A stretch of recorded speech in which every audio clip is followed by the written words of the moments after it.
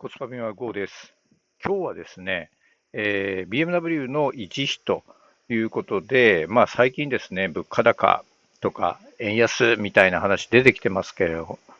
そのあたりをちょっと見ながらですね、話をしていきたいなと思います。まずはじめにですね、DIY の醍醐味なんですけれども、これはですね、私なんかは家族に反対されて EQ に M3 に乗ってますけれども、DIY やることでですね、人件費かからないんで安くできますっていうのももちろんあるんですけれども、部品代みたいなものを一つ取ってもですね、個人輸入した方がいいのかとか、オンラインでどこで買った方がいいのかとかっていうふうに、こう調べながらですね、最適化を図れる。結局コスパを良くするってことがね、結構できるっていうのは、DIY の醍醐味の一つなんじゃないかなというふうに思います。なんですけれども、最近ですね、26年8月ですけれども、いろんなね、物価が上がってますということが、昨今いろんな新聞とかメディア通じて言われてますけれども、これにですね、EQ2M3 の、部品代ですよね、そのあたりがどう影響してくるかっていうのを調べました。はい。で、これからね、そのあたり具体的に数字含めて話していきますけれども、結論から言っていくとですね、コスト最適化でいろいろこうやり方が昔あったんですけれども、あまり選択肢がね、もうなくなっているという状況になっているのが現状です。はい。ちょっとね、全体的なところから話しますけれども、コストどれぐらい上がったんだって話ですけど、ちょっと5年前と比較していきたいなと思います。で、21年、為替レートっていうのはですね、おおよそですけれども、1ドル110円ぐらい、平均値的なところでね、って言われてます。で、1ユーロも129円ぐらい。で、これがですね、今120、26年、8月くらい、150円から160円。ちょっと計算後でね、使ったの160円とか使っちゃってますけれども、それぐらいで1ユーロ180円くらい。両方ともですね、円安率というふうなことで、21年比で考えていくとですね、対ドルに関して言うと1.4倍くらい、対ユーロも1.4倍くらいということで、全体的に見るとですね、要は圧倒的にね、円安になっちゃってますということです。はい。で、EQ に M3 関連というふうにしてますけれども、いろんな物価情報ありますけれども、私がですね、定期的に交換するような部品、油脂類みたいなものに関して言うと、ここに書いてる、ざっくりとしてはいますけれども、物価の上昇率というのはこんな感じ。アメリカだとですね、25%から50%くらい、上昇してます。で、日本だとですね、見ていくと、大体30%から50%。実は、もうちょっと言っていくとですね、だいぶ変わってくるものあるんですけど、そんな感じになってます。ということで、まずエンジンオイルちょっと見ていきましょう。私、力盛の 10W60、これ推奨のエンジンオイルですけれども、これ使ってますけれども、21年当時はですね、9リッター購入するのであれば、アメリカだと100ドルくらい。で、為替レート110円ということで、それに輸送費、関税含めて考えると、だいたい1万4000円ぐらいで購入できたんですね。昔の私のブログでもだいたいそんなくらいの金額感言ってると思うんですけれども、それに対してですね、日本で買うと2万円ぐらいオイルがかかりましたということで、その当時はですね、並行輸入、基本的にはしてましたと。で、最近ですね、26年ですけれども、今ね、アマゾンとか見て、US アマゾン見てみると、だいたい130ドルくらい9リットル買うんであればっていう風な状況になっているので、為替と、送料も高くなっているという状況だとですね、アメリカが並行輸入すると3万6千ぐらいもかかっちゃうんですよね。なんですけど、日本の場合だと3万円ぐらいで済みますということで、今であれば、もう、日本の業者さん、オンラインですけれども、買った方が安い状況になるのかなと思います。物価上昇率もここに書いてますけれども、昔、個人輸入した場合であれば、アメリカの場合の方が安かったですけど、今はもう2.5倍以上というところになっているので、日本の方がですね、物価上昇率は抑えめになっている状況なのかなと思います。はい。で、今度次、ミッションオイルですけれども、ミッションオイルもですね、5年前だと、60ドルくらいで買えたんですね。とはいえ、輸送費とかもかかってくるので、これね、3リッターくらい購入するんですけれども、それでもですね、日本の方がやっぱりなんだかんだ言って安かったです。4200円くえんくらいと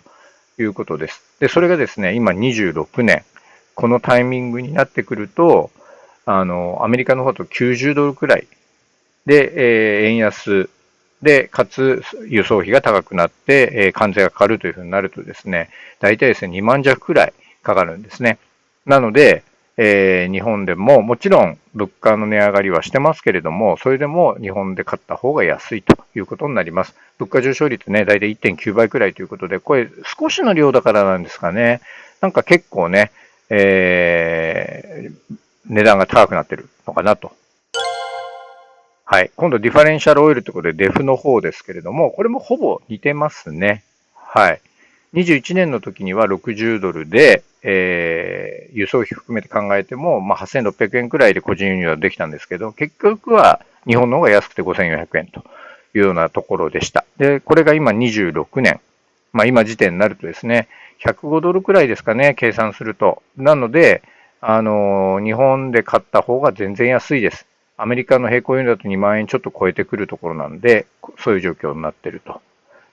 これね、ただ意外と面白いのが、物価上昇率はですね、思ってるより高くなってます。日本の方を見てみても2.3倍くらいということで、だいぶ値上がりしてますよね。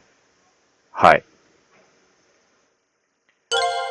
次がですね、エンジンオイルフィルターと。まあ、エンジンオイル交換するときには必ずこのフィルター変えていきますけれども、まあ、私の場合、OEM のマンフィルターを使ってますけれども、これもですね、US Amazon 使うよりは、日本の方が昔から安かったです。昔はですね、本当2000円くらいで確か買えたはずです。でそれが今だと、まあ、2700円、3000弱くらいの値段ということで、物価上昇率見ると、まあ、これは比較的ね、抑え気味だと思います。35%ということなんですけれども、まあ、よくよくこれ考えるとですね、他のもの、まあ、アメリカのものを今回は比較してますけど、欧州も大体同じくらいなんですね、物価の上昇率。そう考えると、円安率と物価上昇率を見ていくとですね、日本の方が圧倒的に物価上昇率が抑えられているので、おそらくですね、ストックがあるんでしょう。ストックが終わると多分値上がりするのかなと思います。はい。ということでですね、まとめですけれども、まあ、DIY の場合は、ものによっては、海外から個人輸入層が安いのかな、みたいなことでですね、結構昔はいろいろ調べてました。US Amazon、UK Amazon、eBay とかね、いろいろありますけれども、ただもう最近はですね、あまりその選択肢はなさそうな感じになってますね。で、あともう一つは、世界の物価上昇率、欧州の物価上昇率ですとか、米国の、物価上昇率みたいなものだけでも、すでに物価は値上がりしてるんで、これに加えて円安だとなってくるとですね、個人輸入の場合は、もうあまり選択肢にもなってませんし、あと今の日本の業者さんもストックがあるうちはなんとか価格頑張れてると思うんですけれども、まあ将来的にはですね、物価上がるんじゃないかなというふうに見てもね、問題ないんじゃないかなというふうに思います。はい。ということで、まとめですけれども、まあ、為替レートとかってなかなかね、読みづらいところありますけれども、おおよそこう、見ていくと、まあ、今のうちにね、ストックしておいていいような部品もなんかありそうだなと。例えばもう今年に DIY すると決めているようなものについてはですね、今のうちに買っておく方が、おそらく、コストとしては抑えられるんじゃないかなというふうに思います。もちろんね、これもっと広い視点で見ていくと、まあ、円安も、中央銀行のね、介入とかいろいろあるんで、必ずしも、それだけだというふうにはなりませんけれども、まあ、全般的に見ると、世界各国での物価上昇を考えると、日本は輸入をするものなんで、まあ、値上がりはやむを得ないというふうに思います。はい。ということでですね、今回は BMW の維持費どうなのっていうところを見てみました。もうこれね、確実に言えると思うんですけれども、5年前に比較したら維持費上がってます。部品代がとにかく上がってます。で、DIY の場合は、まあそうは言っても、人件費に関わってこないので、まあ、なんとか、問題ないと思うんですけれども、おそらくですね、他のところに関して、いろいろお願いする場合であれば、まあ、必然的にですね、上がってんじゃないかなと思います。なので、そのあたりね、維持費の考え方、もう少し改める必要性あるのかなというふうに今回思いました。